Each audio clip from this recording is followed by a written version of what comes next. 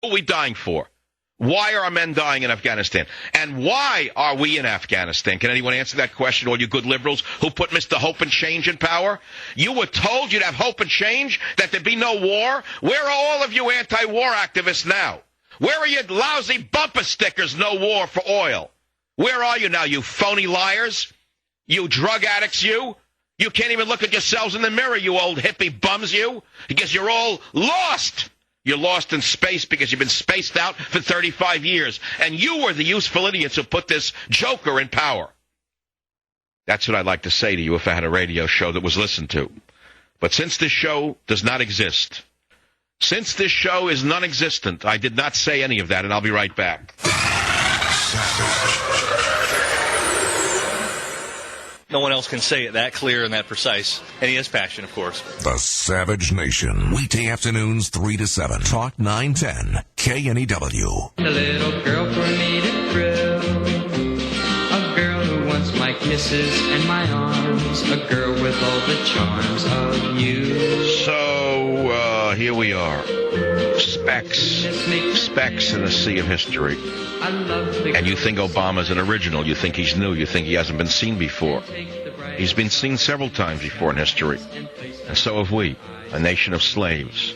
In this case, a nation of drug addicts, manipulated by a very small group of mandarins. It's happened before, and it's happening again.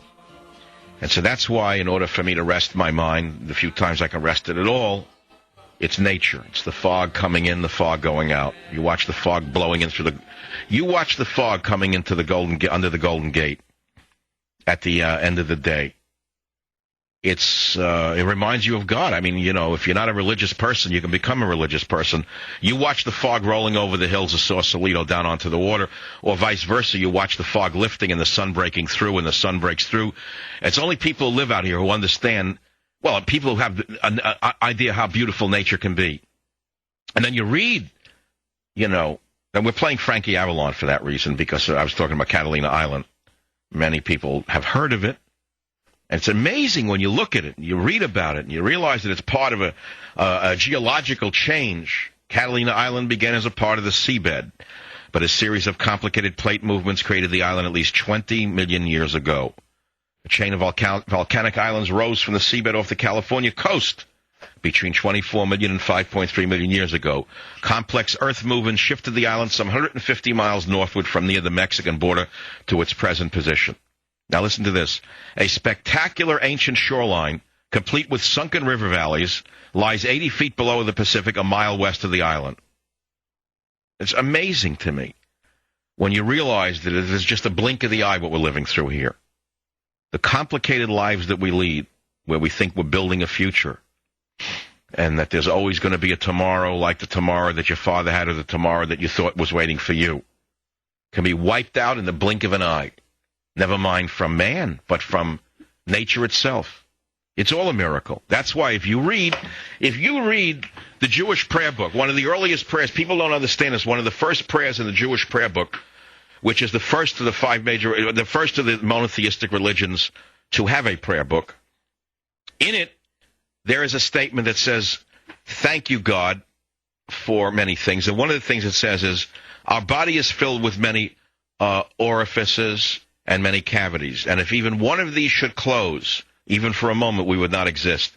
And the religious pray to God for that, because they recognize every morning the miracle of waking up. Now think about the miracle of that in terms of conceptualizing that every breath you take is a miracle. I mean, I don't know if you could exist in that world. It's hard to believe that anyone could walk around, that in every breath they take, they realize that God gave them that breath. And what to do with that breath is the issue. What are you doing with it? It's too complicated to go into. I'm not here to give you any Norman Vincent Peale job here. But it is a miracle when you think about it. I mean, I don't know if you understand how miraculous life is.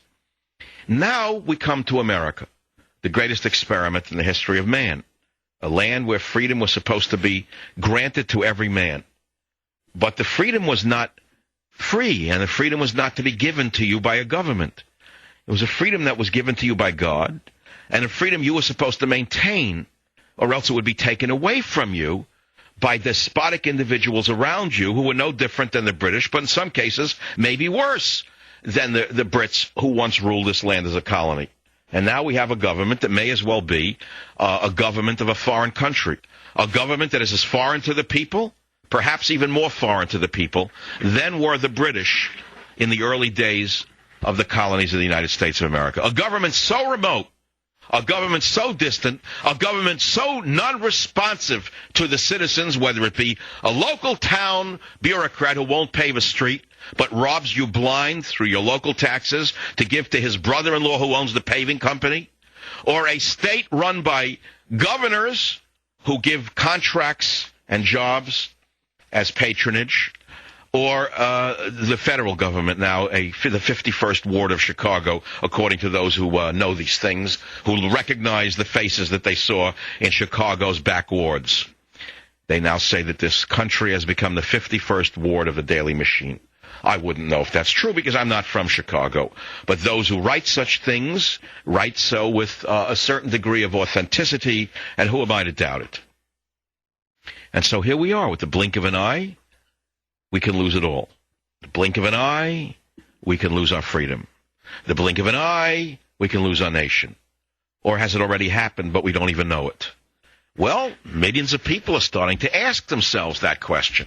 58% of GOP not sure or doubt Obama born in U.S. Well, that's amazing. But you say, well, that's only the Republicans. Now you have the laughable issue. You have radical leftists in the media saying that, the Republican Party is threatened to be destroyed by the extremists in the party who believe this kind of thing. Will the Republican Party get rid of the extremists? Now look who's telling the Republican Party what to become. The communists are telling the Republicans, who are already extreme liberals, don't be misled by the conservative base. They're the nuts. The conservative base are the crazy people.